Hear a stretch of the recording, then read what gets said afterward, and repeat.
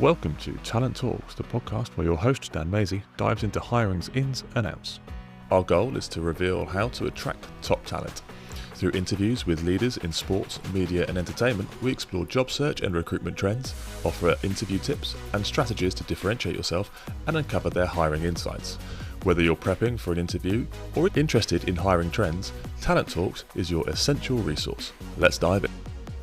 In this episode, we delve into the nuances of the recruitment and talent strategy landscape with Josh Lenthall, Chief Executive of Active Oxfordshire. With a career spanning over a decade, Josh has made significant strides in leadership, relationship management, and new business development. From his early days as a youth sports officer at Oxfordshire Sport and Physical Activity, ensuring young people received high-quality experiences in physical activity, to spearheading strategic initiatives at Active Oxfordshire aimed at reducing physical inactivity and inequalities. His journey is a testament to his dedication and innovative approach to leadership and community engagement. Josh's background in coach education and sport development, combined with his hands-on experience in managing strategic relationships at both national and local levels, provides him with unique insights into recruitment and talent strategy.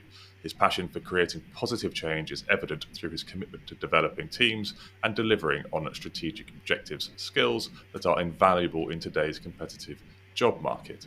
Join us as we uncover Josh's best practices and his advice on what it takes to stand out from the crowd. Josh, welcome to Talent Talks. How are you today? Very well, thanks, and thanks for having me on. Good. Great to have you. So let's get straight into it as we do with every single guest. We start with the same question. What are your experiences of hiring and being hired, and do you have any lessons learned?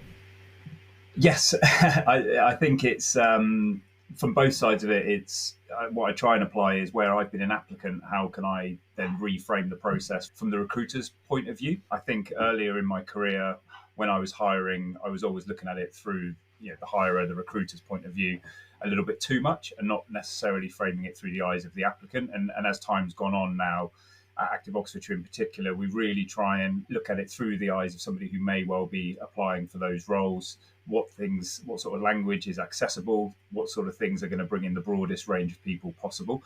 So I think along the way, sort of putting some of my experiences, for better or for worse, as an applicant into practice on the other side of it has started to see sort of better results at our end at least. So flipping it slightly in terms of looking at it really from a candidate perspective, that has garnered good results for you, that has brought good people in, or how is it, I suppose, how is your experience, and you've kind of touched on it a little bit there, but really delve into the experience of you as a candidate, how is that shaping the approach that you're taking now, and what are the things that you potentially have experienced that aren't great that you're definitely not doing now, and similarly with things that are good that you're really focusing and drilling down on? So I think there was a real realization that when I first joined the organisation, albeit 8 years ago now, pretty much everyone in the room was a sport development graduate or a sport science graduate. And at the time, that was possibly the right thing for the role that we had. As we've moved more into a space of tackling inequality, needing to be very place-based in our approach, and dealing with quite a big societal issue in terms of physical health and well-being, we've sort of realised that we can't possibly have a homogenous samey workforce. So things that might have resonated with me as a sport development graduate when I'm looking for a role won't resonate with other people. So when we're sort of compiling advertisements or recruitment packages now, we're seeking advice from people with lived experience of different things to make sure that that's going to resonate. And then we have a bit of an internal sign-off process as well, where we almost take the teacher's red pen to try and remove all that sort of industry or sector specific jargon and acronyms that come with that. And in doing so, what we've seen so far is that we're starting to attract a broader range of people to application and ultimately into our team. And as a result of that, we're probably, those of us with a sport development or typically traditional sporty background, you could say, are fast becoming the minority. That's good. And in terms of, you say, the kind of packages that you're putting together to go out to market for candidates, where are you going to find those slightly more diverse candidates? Are you using LinkedIn? Are you using new job boards? How does that work? And how do you ensure that you're going beyond your probably slightly more sports heavy network. Yeah, sure. So not so long ago, we would have been placing adverts with UK Sport, with Sport England, and so on, and we still do that. We're not trying to rule out people from those backgrounds by any stretch, but we tend to use LinkedIn in a much more targeted way. We find that there's a much broader range of people there, well beyond just our sector. We also use places like charity jobs, and we've had some people coming out of the charitable sector. We've only been a charity ourselves for 5 years, so we don't profess to sort of know how to do that bit of the role and to fully leverage our charitable status. So we've just slightly broadened where we'd place adverts, and then in quite an informal way, we're reasonably well networked into some of the priority places in Oxfordshire where we're working, and trying to work with community groups to understand who is in those communities, who has lived experience of being in those communities, and ultimately will have some of the best solutions. And by the sounds of it, values are critical over skill sets. Would that be sort of particularly in today's model of what you're looking to build? Yes, absolutely. Yeah, there's only probably 2 or 3 positions within the organisation, certainly around finance in particular comes to mind, and some of the work around evaluation, where there's quite specific skill sets. Beyond that, we're much more inclined to recruit on the basis of shared values and purpose, and sort of on the assumption we think we can kind of train for the rest, or with time people can slot into that. And just diving deeper into that, how do you make sure you find sort of the hidden gem through your CV process based on values? I mean, I imagine you probably get a load of CVs that come in. How do you then, obviously you probably don't have time to interview every single one of them. How do you work it so that, you get the best candidate to fit the job? Yeah, so we've started going for like a redacted shortlisting process. This is a slightly roundabout answer, admittedly, but what we were finding before is when we weren't redacting CVs, covering letters, and so on, we were probably looking back at the statistics from 22 to now. Actually, we were getting quite a homogenous group of people coming through to application, and I think as we've started to redact or try different ways of shortlisting, what that's done is taken out some of the sort of potential biases, and it's allowed other elements of people's experience to come through a little bit stronger. And then when we get to the interview stage, again, we tend to focus much more on sort of values-based questioning or situational questioning than the technical skills, unless it's absolutely imperative to that role. And when you say, just for complete clarity's sake, when you say redacting, you mean taking away any kind of potential bias from a CV or cover letter, so that everyone starts on the same level, and that's when you can really delve into who is best for the actual job. Yeah, absolutely. So we can obviously tailor which bits we're redacting at the moment, but certainly in our last round, name, anything that gives away somebody's gender, age. And in other times, we've also even taken out around like home address and that sort of thing, to not potentially bias against people who might be looking to relocate, because we want the widest sort of range of people who might be coming into our organisation. We've got a big issue to tackle here, and we're not going to do it with more of the same. So we don't want to sort of be almost inadvertently ruling people out at the first hurdle. So even address at the moment, it doesn't leave you with much, admittedly, to go on. Often it does look like what I imagine a classified document looks like, with a whole section sort of blacked out, but it does, and it's made it a little bit harder to separate people, actually, but we found that to be a nice problem to have.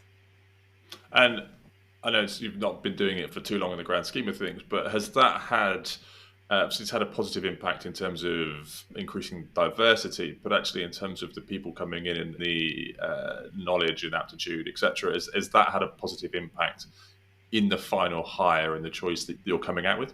Yeah, absolutely. So looking at the team, maybe up to 5 years ago, but certainly even looking at who was applying for roles with us about 2 years ago, it's massively diversified. And in that time, we've now got people in the team from the motor industry, from charities, from community development, people with a medical background, people coming out of leisure, whereas typically before it would be wall-to-wall with sport development graduates. And as a sport development graduate, I've got nothing against that whatsoever, clearly. But I think that more of a variety in the room is gonna get us where we need to be. It comes back to the point we kind of touched on earlier, but it brings that diversity of thought, which brings with it from other sectors the learnings that you can apply within sport and within sport development, which can be completely different to everyone coming in with the same educational knowledge, and right, this is the process. And so that from the conversations that we've already had and processes that we've been in the past ourselves, it's a huge positive when you can bring something different to the table.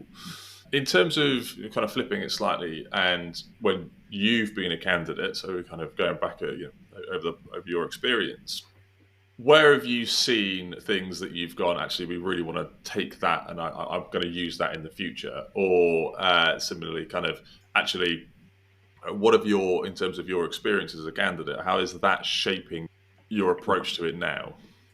Yeah, I think the things that have stuck out to me when I've been an applicant, and it is hard to do, and which is why it's appreciated when it does happen, is if you were to be unsuccessful, is like some meaningful feedback beyond there's been a lot of applicants, maybe next time kind of feedback. And I'm now being on this side of it, I can understand why that's difficult to do. But I can remember instances earlier in my career where I was feeling like I was sort of bashing my head against the wall, and then somebody spends maybe 15 minutes on the phone actually going through a candid review of either an interview or an application, and that's been absolutely invaluable. And it's not something we're doing as much as I'd like to yet, but I'd certainly like to get to that point. And I think in general terms, that human touch goes such a long way. And what we've seen is we've had people apply for one role and I guess be unsuccessful, or it not be quite the right role at that time, come back and then be employed in a different role.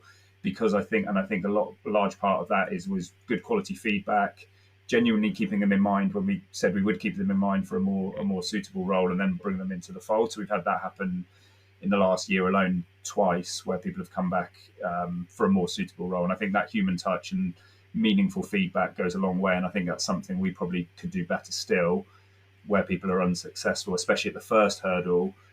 At the moment, it's difficult for us to provide meaningful feedback on a capacity basis, and I'd really like to explore how we do that, because especially where people, that could be maybe the first time somebody's getting a less than positive response, it could be the 15th time and they're getting a bit fed up and they might be lost to the sector. So that's something that we need to keep in mind and do better, I think.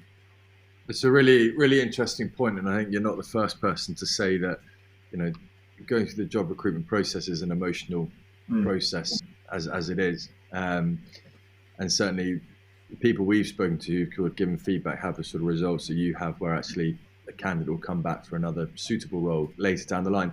Do you think, and I'm 100% behind you on the sort of human touch and the importance of it, obviously if you're a very, very busy guy, and I'm sure everyone in your organization is super busy as well, do you think tech could probably benefit the candidate journey early stage? When, let's say, you've got 100 people applying, you whittle it down to 10, and then obviously down to 3 for the last round or whatever. Those 90 that didn't get the first interview, do you think, obviously you're not going to wing out 90 phone calls or emails to sort of keep them in touch, but do you think a sort of digital personal touch would be beneficial in that sort of sphere, just to sort of keep the candidate hooked, and even if it's a no, they know where they stand? Yeah, absolutely. And I think at the moment, at our size, and I guess most relatively small or medium-sized charities, it's almost a practical impossibility to do this one by one, as much as we might have that willingness or intent to. So we've got to find a different solution. And I think when I say human touch, in a perfect world, that would literally be somebody at the end of the phone or face to face. It's almost that it can, even doing it in a technological way can at least show that there's some care being taken there. It's not a generic thing that everyone else has got saying thanks for coming, not this time. It's showing a bit of care and a bit of courtesy, I suppose, because it does take hours and hours and hours in some instances to apply for a role, and we're trying to make sure that's not the case, but it can do. And then people get their hopes up and start sort of tentatively making plans for what might be. So I think that ability to communicate with people, even if they don't get past that initial stage, would go a long way. And if I was looking at it in a really cold kind of business way, actually it says a lot about your organization, I think, and your sort of compassion and values, that if you're willing to do that, and that increases the chance of that person coming back hopefully at a later point in time. And just sort of kind of taking that a step forward, you're obviously super busy. What's your role in the recruitment process? Do you sort of roll your sleeves up from the 10 selected first round interviews and then lead it forward, or do you sort of kind of jump in and let the team work out what they're after and then you sort of jump in towards the end? If it's a role that would directly report to, usually the person whoever the role is going to report to would lead the process, and ultimately they would have the kind of trump card on, if it was to get to the wire, they would make that call as the would-be line manager. So if that's the situation, then I tend to run the process. As much as possible now, where that's not the case, I'm trying to be quite hands-off, because I think as a development aspect for members in our team, to almost run that process, to go through that process, to be on the other side of it, sometimes for the first time, is really valuable. So we tend to sort of, in the nicest possible way, we'll throw colleagues off the deep end with armbands, admittedly, but like we will ask our colleagues to run that process. And usually we have a shortlisting and a panel of 3. Usually at least one of those will be somebody who's new to interviewing and new to recruiting, and we're trying to build up, 'cause at some point they're going to be a recruiting manager. Let's get that experience early. So if they're directly reporting into me, yes, but less so if they're not. It's interesting, and what a lot of what's coming through, Josh, is your care and the thought that's really gone into what you're doing at Active Oxfordshire. It's quite a mouthful, and the changes that you've put in place. You're getting applicants from a range of different backgrounds and a range of different industries. I suppose, do you have any kind of advice for any listeners that are trying to get into the sports industry as to what is the best way of doing it? How can they make themselves known when they might not necessarily be in the right networks to see a job description or whatever that kind of looks like? What is there that you can kind of, from your experience, you can potentially give from a kind of advice perspective? I think it's about finding your own point of difference. And I think increasingly in the sector that we're in, where we're trying to tackle effectively societal inequality and health inequality, we need points of difference. Sport in its traditional sense isn't going to solve health inequality. And I think it's finding what your USP is, and not hiding that. And you'll find a fit, I think. And certainly in our team, we now have, like I said, a whole range of people from different backgrounds who, within each of those processes, have effectively separated themselves from the field on the basis of their unique worldview or their unique set of skills. So I think it's finding what that is, and then there's different ways, I guess, where people can make themselves stand out. Now, I think the days of turning up with a hard copy CV and it getting put in the drawer maybe are behind us, but there's certainly, I've been approached by people on LinkedIn in sort of private message, and when roles then come up, it's hard not to have that person at least in the back of your mind. You do position yourselves, they still go through the same process as everybody else, but it certainly doesn't do any harm to show that willing. And then I suppose the final thing that stands out is, in reality, we sit there in a room with 40, 50, 60 CVs, electronically mostly, but and something needs to stand out, because otherwise they'll all look the same. And that can be in some of the formatting, it can be in which bits of the experience they've drawn out, how much care have they put to sort of make a match between the job spec and their experience, and really spoon feed it to the people looking at it, because they are looking through a lot of those CVs. How easy are you making a link for the person reviewing it back to the job description? Just on that one, and this might be a bit of a curveball question. You're obviously a very value-based organisation, and you get a lot of interest from that. What do you do, and you don't have to answer this, if you get a incredibly well-suited, skilled, qualified individual for a role, but their values align to a point, but don't necessarily align fully, or they don't align at all? Is that sort of a red card, or do you just give them the blue card and try and talk them through it a little bit more? That is a good question. I worry a little bit about cultural fit going too far, because I think on one hand it can mean you're just trying to find more people the same, and that's the bit we definitely try to avoid. So when we talk about cultural fit, we're not looking at it through that lens. Yeah, that is a good question. I think we would try.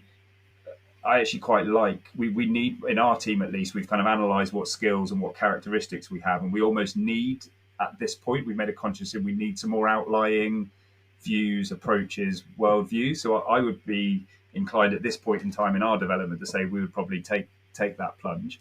But I can see why others might not. But I think that's just where we are as a team at the moment, that we've sort of analysed across a variety of different spectrums where people sit, and we could do with at the moment a little bit a bit of a greater variety of approach. In this at this moment in time, we'd probably go for it if we're asking the same question in a real pinch point where we've got a job that needs doing yesterday and we need somebody to hit the ground running. It probably would be a different consideration. But we're kind of, yeah, I think we would. Sometimes sparks flying can be a good thing, and I think we'd be inclined to go for it. Sometimes so that's the blue card, then, is it? Yes. Yeah, that's the shorter answer. Yeah, that's the shorter answer. Just going back slightly to 60 CVs on a metaphorical table, obviously, electronically now, and cover letters. Standing out from the crowd, have you experienced anyone coming in with something completely different? A bit more of a kind of, whether that's video or almost like a portfolio of work, rather than the kind of standard one sheet of A4 on cover letter, 2 sheets of A4 on CV, with a bit of formatting magic to make it stand out slightly. But really, kind of, has anything come through that's like really standing out that you can think of? Yeah, there's one. I'm quite visual, and maybe I'm giving the game away for anyone who's going to apply for a role at Active Oxfordshire. But I'm quite visual, so somebody had produced a CV that was effectively like an infographic. It wasn't really a CV. It was the same content in a completely much more visually engaging way that drew out their key skills relevant to the role and presented it in different format effectively. So when you're confronted with 2 sides of words or 2 sides of snazzy graphs and things that had substance behind them, I thought that one grabbed my attention. And then we've got a colleague at the moment who, it just sticks out to me, and it was very simple. It sounds silly actually, the border of their CV was in our branded colours, and they didn't get recruited just for that. They're brilliant, and they would have got the role regardless, just to be clear. But they obviously, to me that goes, okay, well, somebody's just gone a little bit further here. This isn't a speculative CV whilst they wing off 20 to other organisations. Actually, there's been a level of thought put into it. But certainly the infographic style one does jump out, and it literally jumps, well, not quite literally, but it does stick out in amongst the crowd. And just going back to that one, resilience, how and what advice would you give to any people who potentially aren't as creative as putting pretty pictures in and making it stand out, or doing a video or whatever like that? You might have in the recruitment pool shy people but with great talent. What advice could you give candidates to sort of don't get the job on, and how they could better themselves moving forward, how they deal with it, etc.? So I think, in terms of resilience, I applied for, not many people know this, I think I applied for 5 roles at Active Oxfordshire before getting one.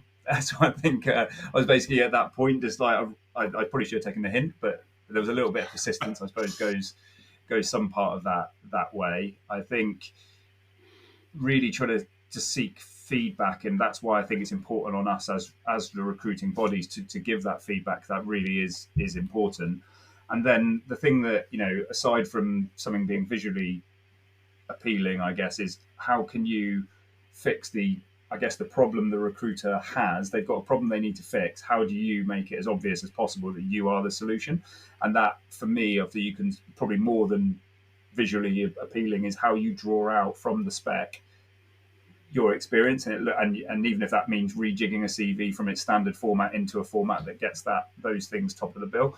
And I think what we try and do now in our job description is almost have, these are the 3 things this role is, and really try and not give too long a list, which hopefully the other way around makes it easier for the applicants to go, okay, this is how I can answer that or provide that solution for you. So I think it's really spelling out and making it stand out in that sense, because ultimately the recruiter wants to fix the problem they have. They're missing a person in their team, or they've got an open opportunity and they want somebody to come in and thrive. It's how closely you can provide that solution, I suppose, and evidence that.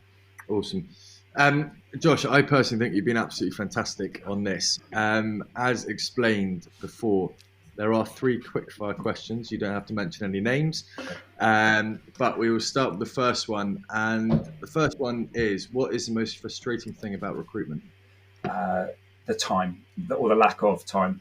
It takes a lot of time off what you might call our day job, but also it means that lack of time sometimes means we're not able to be as personal or as human as we would like with the process. And I think I might know the answer to this one, but it'd be interesting to hear it from the horse's mouth. Best hire and why? We've been quite lucky in the last few years. I think we've had a couple of internal processes that we've run that have been really fruitful, where people have stepped into roles as well. In terms of external people coming into the organisation, it's almost sometimes where people are coming back a second time to a more suitable role, and then it's really nice to see them slot into something that is a 100% fit rather than 80% fit in the previous one. And then last but not least, one thing you would change about the world of recruitment? Got a real bugbear about salary transparency, and I know not everybody is motivated by that's not the main reason, but it also might rule out quite a lot of options, and how many clicks does somebody have to go through to find what actually they're going to be paid in that role. In our industry, I don't think there's any reason not to provide that personally, and it just means that everyone's they know where they stand at the outset. Yeah, awesome. Really so, Josh, I mean, you've been fantastic. I certainly have thoroughly enjoyed this. Yeah. And I'm sure you have as well, Dan. Yes, and yeah, we'll look forward to catching up when this comes out. And make sure that people put on pretty branded things on the end of their CV to cut through the mustard. Perfect. Thanks very much for having me. Thanks, Josh. Really appreciate it. Cheers. Thank you.